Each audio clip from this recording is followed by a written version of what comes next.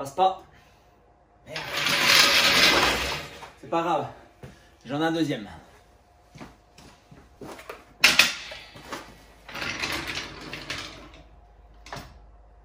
Ah bah non, ça marche pas non plus là. J'ai encore une solution. On va mettre les rampes, puis on va reculer Wendy. Ah bah merde, ça passe pas non plus. C'est la grosse loose là. T'inquiète mec, j'ai une solution. Mais elle est pas gratuite. There's something inside you. It's hard to explain.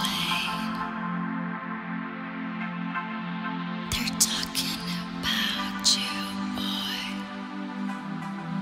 But you're still the same.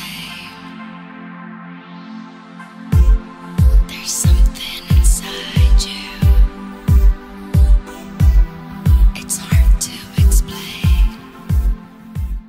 Hello to you YouTube, comment ça va? Aujourd'hui on est de retour avec Wendy. Comme vous pouvez le voir, j'ai déjà donc retiré les feux de chez Rainline. Je les ai bien rangés au chaud dans le carton jusqu'à la prochaine étape. On va donc se concentrer de nouveau sur la carrosserie. On va notamment se concentrer sur l'arrière. On avait déjà commencé le travail avec le ducktail et on va le continuer notamment avec le pare-choc. On va aussi regarder les feux arrière parce que c'est pas les feux d'origine. J'aimerais bien savoir qu'est-ce qui a été modifié notamment au niveau du faisceau électrique. Par contre s'il te plaît, on peut enlever ces bas de caisse tout moches là aujourd'hui? Oui t'inquiète Guy, je suis d'accord avec toi. Ces bas de caisse là, ils sont vraiment horribles. Et je sais pas comment ça a été monté. À mon avis, il doit y avoir pas mal de colle et la colle elle date des années 90. Si vous êtes nouveau sur la chaîne, bienvenue à vous. Et si le contenu vous plaît, pensez à vous abonner et activer la clochette des notifications. Comme ça, vous serez informé dès qu'une nouvelle vidéo sera disponible. N'hésitez pas à mettre un petit like, c'est la récompense. Car ceci, c'est pas... Pop, pop, pop, pop, pop, pop, pop, pop. T'as pas un truc à leur dire avant toi? Oui, c'est vrai, t'as raison Guy. Un grand merci à tous. Grâce à vous, on atteint pratiquement 70 abonnés sur la chaîne. Et on est encore en course pour les 100 abonnés avant 2024. De plus, on a atteint les 500 vues sur la vidéo de présentation du kit carrosserie qui vient de chez 9XTail. Alors, bravo à vous. Voilà, parfait. Cast aussi. C'est parti. Au fait, ta solution là, elle a coûté combien? T'inquiète, pas grand chose. Juste 1813 € et 50 centimes. Ah ouais, quand même. Bah, tu crois quoi, Baltringo? C'est du super matos. D'ailleurs, on a fait une vidéo de présentation des Quick Jack et de mise en service. Le lien se trouve juste ici. N'hésitez pas à aller la regarder si ce n'est pas déjà fait. Avant de faire monter Wendy dans les airs, on va devoir enlever le bas de caisse.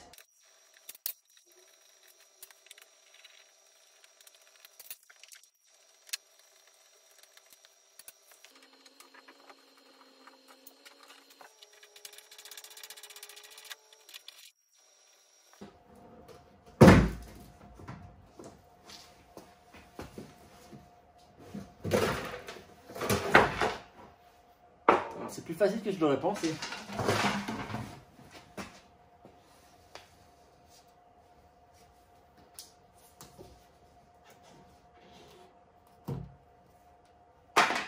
Ça mérite un bon coup de nettoyage. Mais au moins, il n'y a pas 25 kg de colle. Sinon, les bas de caisse sont en bon état. Ça peut peut-être intéresser quelqu'un. On va quand même être indulgent avec Wendy. Hein. Ça a été fait dans les années 90. Hein. Allez, on passe au côté conducteur en espérant qu'on ait la même chance que le côté passager. A few moments later. C'est pareil, côté conducteur.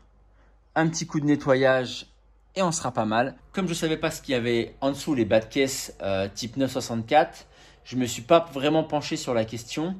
Dites-moi hein, en commentaire si jamais vous pensez que c'est mieux de laisser comme ça ou si c'est mieux d'avoir quelque chose pour finir, cacher. Il est donc temps maintenant de lever Wendy et de s'occuper de la partie arrière.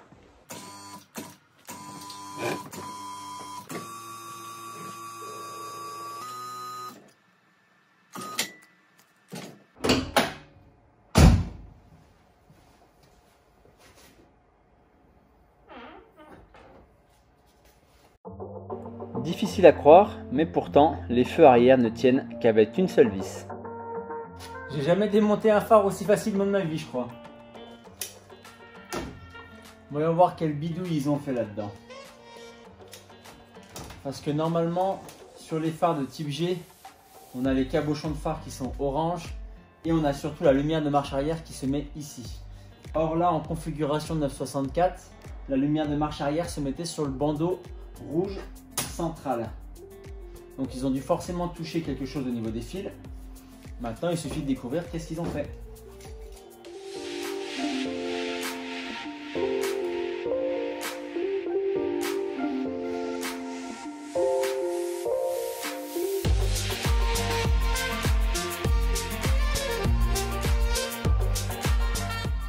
C'est pire que tout, hein. En même temps, c'est normal, hein. Il faut savoir que ces anciennes 911, il n'y a pas de garde-boue au niveau des passages de roues. Donc toute la merde, elle est propulsée. La seule chose, c'est que de temps en temps, il faut quand même nettoyer. Et vous allez voir, quand on va démonter les roues pour essayer de nettoyer dans un prochain épisode, à mon avis, on va y passer quelques minutes, hein, voire quelques heures.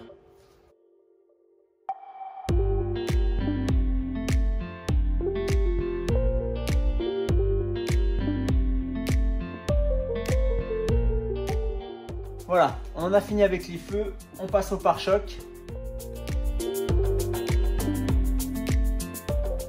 Ce que je vous disais tout à l'heure, je pense qu'il y a quand même quelques années de crasse là-dedans. Oh my god.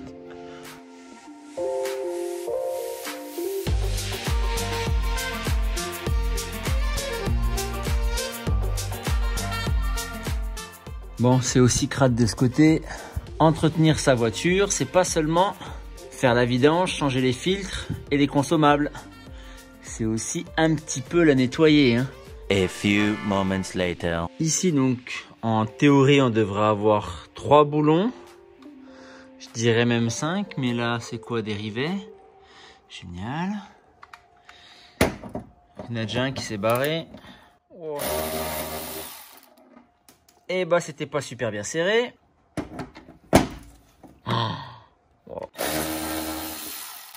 Et bah j'ai envie de vous dire, heureusement qu'il y a les rivets, sinon il n'y a plus de pare-choc, hein. Après avoir retiré les rivets, je pensais qu'on serait bon.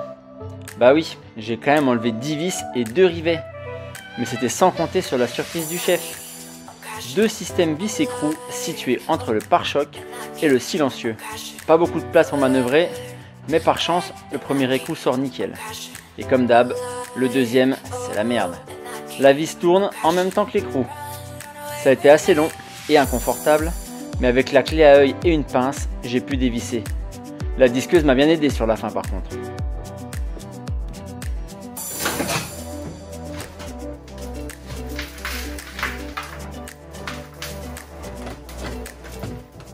Allez, voyons voir ce qu'on a là.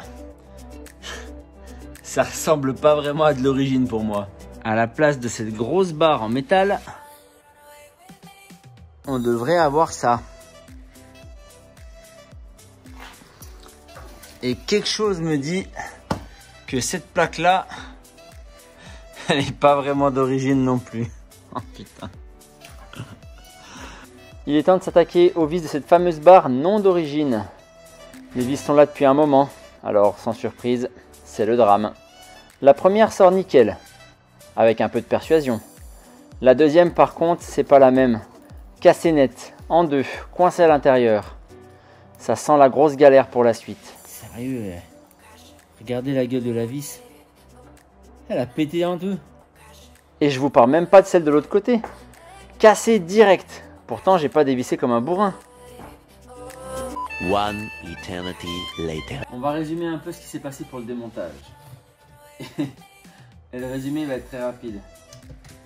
On peut résumer ça à un jeu de vis, encore une fois. Et malheureusement, il reste un wagon à démonter.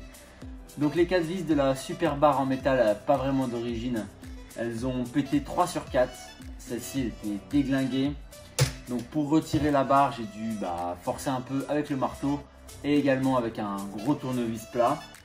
Mais ça a marché. On va quand même aller tester ce qu'on a commandé chez Nafixtail pour voir à quoi ça ressemble. Voilà, j'ai sorti donc toutes les affaires. La partie centrale en métal, j'ai déjà positionné le scotch pour présenter le nouveau support qu'il faut qu'on fabrique. On fabriquera à l'autre côté.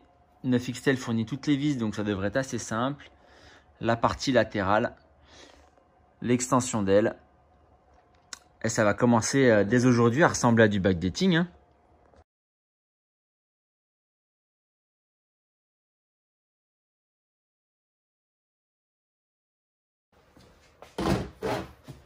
Les deux supports pour le nouveau pare-choc à l'arrière sont prêts. En théorie, ici ça doit s'insérer sur les deux vis de chaque côté qui ont cassé hier. Donc je vais essayer de les enlever et ensuite on fait l'installation à blanc.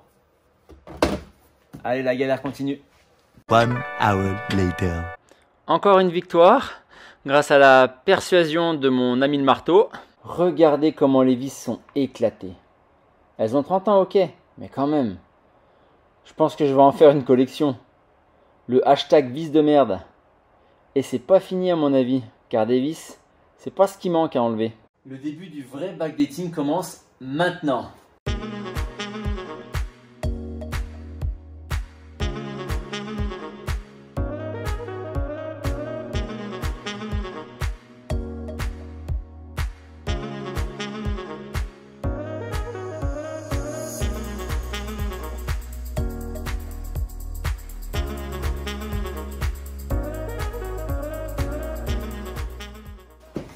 Je vais rien visser tout de suite, je vais utiliser des rivets. Hop là, juste pour remettre en place et bloquer. On va éviter d'allumer le nouveau matos.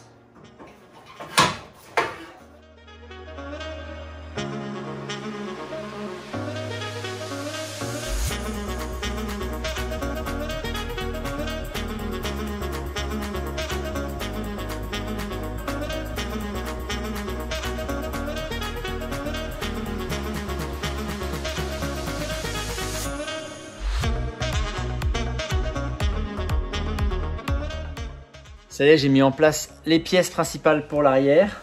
Ça a été non sans mal, mais bon, avec le scotch, on arrive toujours à s'arranger. Vous imaginez même pas comment je suis trop content là que ça prenne forme de ce qu'avec mon père on avait imaginé pour la 911 qu'on a acheté. Et voilà, ça se réalise malheureusement sans lui, mais on va le faire pour lui aussi. Allez, assez parlé, je vous montre un peu ce que j'ai réalisé. Évidemment, hein, tout n'est pas ajusté parfaitement. J'ai mis les butoirs chromés juste pour finir, pour voir ce que ça donne. Et la vache, ça rend vraiment bien.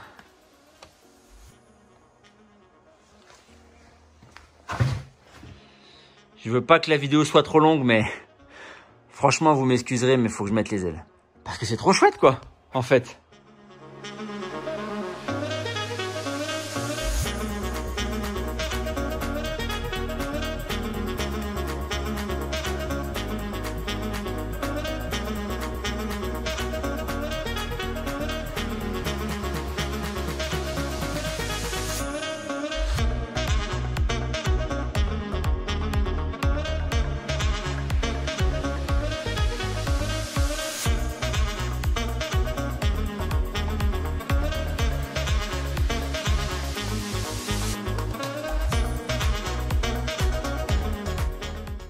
Même si Wendy s'est élargie un peu de l'arrière-train, elle va être encore plus belle. Regardez. Bon, je vous rassure, hein, le scotch, c'est pas définitif.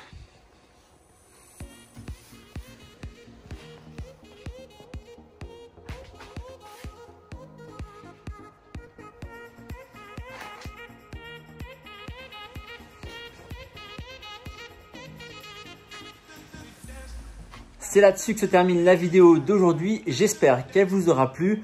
En tout cas, j'ai pris énormément de plaisir à la réaliser. Et on a surtout fait un bond incroyable aujourd'hui sur le backdating pour Wendy. On continuera la carrosserie dans le prochain épisode. Alors n'oubliez pas de vous abonner et d'activer la clochette des notifications. Et moi, je vous retrouve dans le prochain épisode. Allez, ciao, bye bye!